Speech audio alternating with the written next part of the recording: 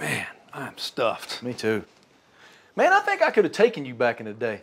Taking me? Taking me where? What are you, 140? Maybe. I had some game. You're talking about flag football, right? Nope. Paper. I'd whip your tail in paper football. You carry around a paper football? Every day. I don't leave home without it. Kick it off, big boy. You're on. Eckridge. Get Saturday done right.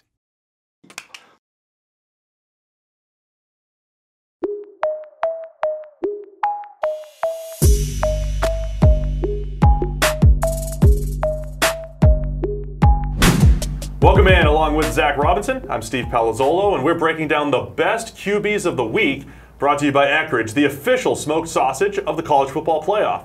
Zach, we had our week 1 in the books, and if you guys have already seen the PFF College Top 50, you'll have seen guys like Justin Herbert from Oregon, Will Grier from West Virginia, McKenzie Milton from UCF, all making our PFF College Top 50. If you haven't seen the videos yet, go check them out, also here on the YouTube channel.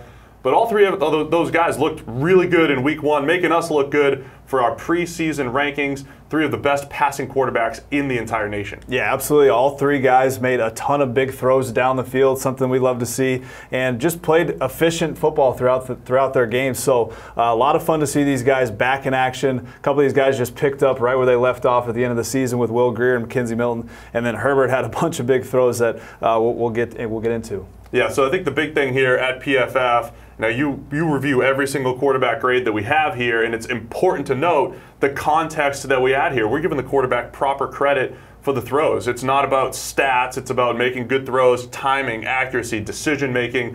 So let's get into it. Starting with Will Grier, was a tough test going up against an SEC defense, whether Tennessee's on top or wherever they are, It doesn't matter.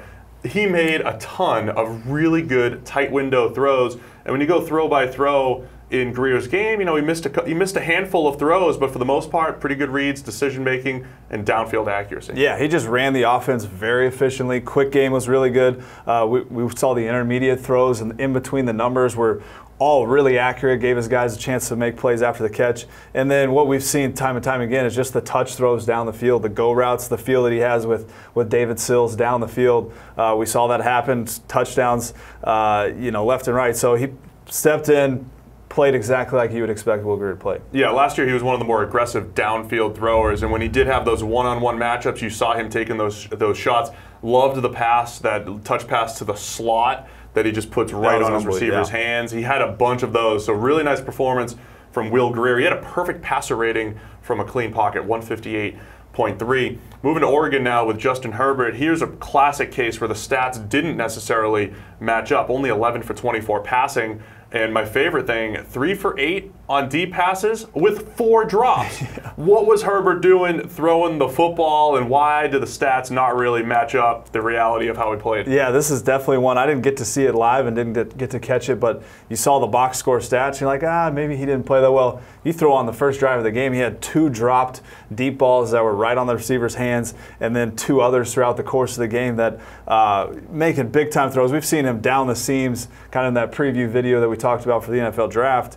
Just the easy velocity that he has, that's something that we keep saying over and over. It looks very easy for him to zip the ball down the field. We saw that over and over. 2 fourth-quarter interceptions, forced a little bit. One got deflected up in the air and intercepted. But overall, you love this guy's just overall arm talent and athleticism. We saw that on display. Yeah, so he's maybe not Josh Allen from a velocity standpoint, but when you watch a lot of quarterbacks side by side, it definitely stands out how the ball jumps out of his hand. And one of those drops was, this ball over the middle that had the good zip, put it right on his receiver's hands.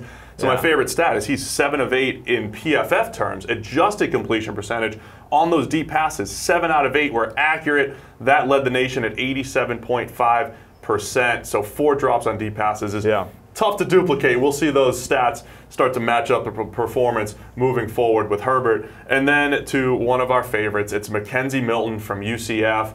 The complete opposite of Justin Herbert, who's just essentially built in a lab, 6'5", 6'6", and athletic. Milton, much shorter, but he makes up for maybe what he lacks in physical tools with good decision making, the quick release, a whole new offensive system there at UCF, but he still was number 2 in adjusted completion percentage this past week, and he already showed mastery of the new system over at UCF. Yeah, exactly. Just took what was there. We saw him operate efficiently in the quick game. And then something we highlighted last week is just his ability to make plays on the move. We saw 2 big-time throws of him rolling to his right, setting his feet. One throw that ended up getting dropped in the back of the end zone, and then another one that he placed perfectly over the shoulder. So his ability to just make plays out of structure when he's in a clean pocket as well is what separates him. He's just such an athletic guy, and he's really, really good throwing on the move. Yeah, those 2 passes that he made, 2 big-time throws, 2 of the best throws we've seen all week, you know, putting one beyond 2 defenders right on his receiver's hands, unable to haul it in, and then the one that was a touchdown, he dropped it in with a little bit of touch. We might break down those throws on the big screen later in the week. But Zach, you've done breakdowns on all these guys. They made you look really smart this weekend because you talked about Grier's deep passing, Milton on the move, Herbert's arm strength, week 1, and they were already showing it off. Yeah, no, it was great to see. I mean, all 3 of these guys, it is unique to talk about them because they're so different in how they do it.